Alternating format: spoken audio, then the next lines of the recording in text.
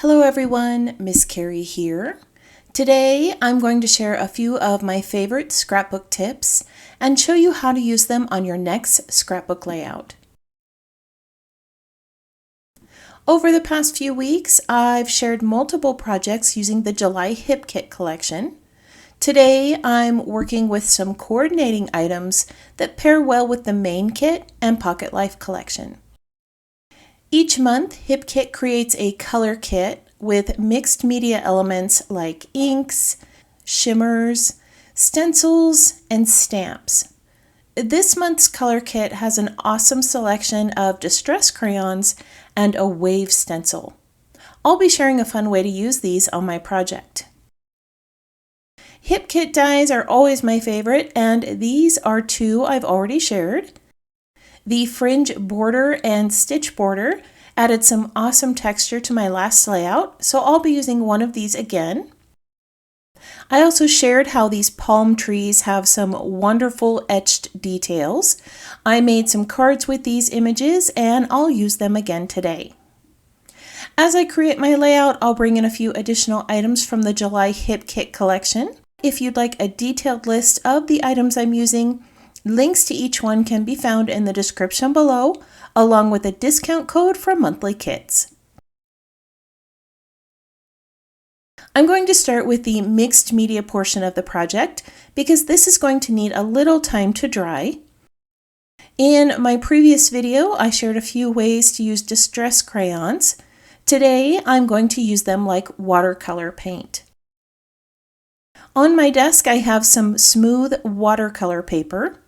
I'm going to create some pools of color with the distress crayons, so I'm scribbling just a little bit of the medium onto a silicone mat. I'm sorry that it's difficult to see on this black surface. My white mat is currently packed away as I make some major changes to my craft room. Once I spritz a little water on here and swish the color on the paper, you'll be able to see how vibrant these are. I'm going to be starting with peacock feathers and mermaid lagoon as my base colors. I have spritzed that watercolor paper with water to make it easier to blend these over the paper. I'm just going to brush these two colors across the paper and blend them together. This paper is going to be used to create some leaves, and I want some of the blue to show through the green layer I'm going to add on top. Mixed media is something that I'm slowly learning, and at a retreat, the instructor shared how important base layers are.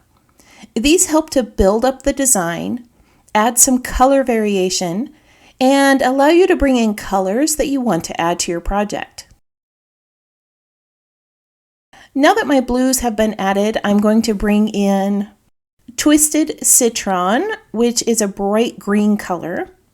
I'll mix this with the blue to create some different hues and brush it over the white areas to create some vivid color for the leaves. Distress crayons are a thicker medium and there are some little flecks of pigment on my paper here. I can mix these in with some water or leave them as is. Once I set this with a heat tool, I don't have to worry about them smearing. The last color I want to add is mustard yellow. I'm using a fan brush to flick this over the blue and green colors. In the class, I also learned that adding a lighter color on top brings in flecks of light and adds some texture. Now that all my colors have been added, I'm going to set these with a heat tool and I'll cut them out with those palm tree dies. I have an adorable picture of our grand kitten, and I've backed it in Immerse blue cardstock. Before I put this in place, I'm going to create a background using the stitched border die. I cut out some paper strips from the blue side of the sunset pattern, and I'm going to stagger them onto this 11-inch piece of white cardstock. These are a little longer than I need. They would be perfect for a full-size page, but since I trimmed mine down, I need to cut these as well. I'm just going to use a pair of scissors to trim these up, and then I'll adhere them in place with some liquid adhesive. You may have noticed that I've already brought in quite a bit of blue to the page. Blue distress crayons, blue cardstock, and now blue pattern paper. When I select colors for my project, I choose ones that will bring focus to the photo and help tell the story. Jack Jack is a beautiful orange color, and in the photo, he's sitting next to green plants. If I were to bring in a large amount of green, your eyes would more than likely see those plants first. I could have selected a mix of orange elements, but orange is often used to show excitement and energy. This photo has a relaxing vibe, and blue is a better color for that. Blue is also a complementary color to orange, and it's really going to bring out Jack in the photo. All right, so now that you've got a little color theory lesson, let's keep on moving with the project.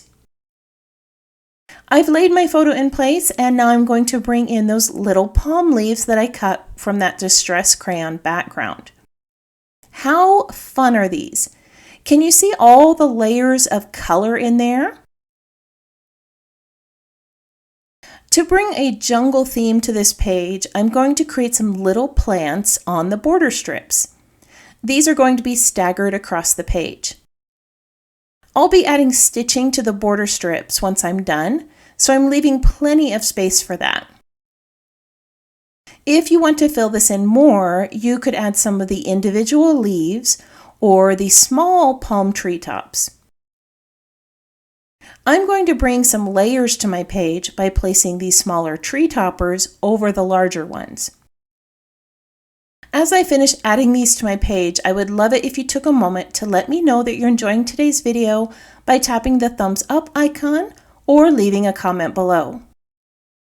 If you're one who would like more ideas for using hip kits, take a moment to tap that subscribe button too. All right, my plants are all in place and I love how this looks. I'm going to bring in a few embellishments. I don't need much, just enough to frame that photo.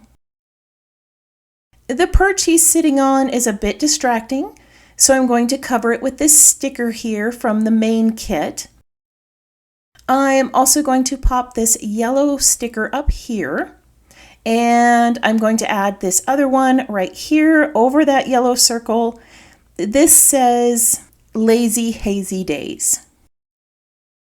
Over the top of this flower, I'm going to add a chipboard flare that says Serious Chillin', because that's what cats often do. Now I'm just going to finish up that frame with a few leaves and flowers. I've grabbed the vellum pieces from the embellishment kit and some of the flower stickers from the main kit. I'm going to stick to the colors yellow, soft pink, blue, and orange. I have some vellum leaves in yellow and a few blue flowers. I'm going to cut this flower in half here and use it as leaves because I want to bring some more of that pink from the label that I placed at the base of the page up here near the top of the photo. I don't want to add many of the printed sticker flowers, so I'm just going to cut them apart and place them randomly within the vellum layers. I am being selective about the colors because I want to make sure that I maintain balance around that photo frame. Now that these are all in place, you can see how it really makes that photo pop, and it helps Jack stand out within all of those leaf elements. The last step is to pick a background frame. I'm going to pull out a few of the pattern papers from the main kit so that I can show you how the color you select will change the focus of the page. This first one is pink with palm trees, and it does match some elements on the page, but that pattern is a bit too busy. I like that these ombre strips bring focus to the photo, but I feel like the contrast is too much with the vertical stripes I added to the background. I often match my photo frames with my page frames, so I'm going to bring in a few blues. This one here is really nice, but I feel like it makes my eyes go directly to the background strips. I do like this one that's a little bit darker. I might use that one, so I'm going to set it to the side. I have this really dark blue here, and I like how it brings your eye to the frame, but I think the diagonal stripes are a bit much for this layout. I'm going to go ahead and try a yellow, and then I'm going to bring in one more orange. Now I like how this yellow gives this page a summer feel. Yellow evokes happiness, and Jack seems rather content here. This darker orange is really nice, and I like how the pattern is a bit more solid. What do you think? I'm going to go ahead and try these out off camera once again, and then I'll show you what I selected for the page. After trying out a few of the patterns and taking some photos, I like the look of the orange. I think it brings out the photo and frames the page well. I also added Jack's name to this sticker here using some puffy letters. These are great for small titles, and they come in a variety of colors on the HipKit site. Most of the items I used today were part of the July HipKits.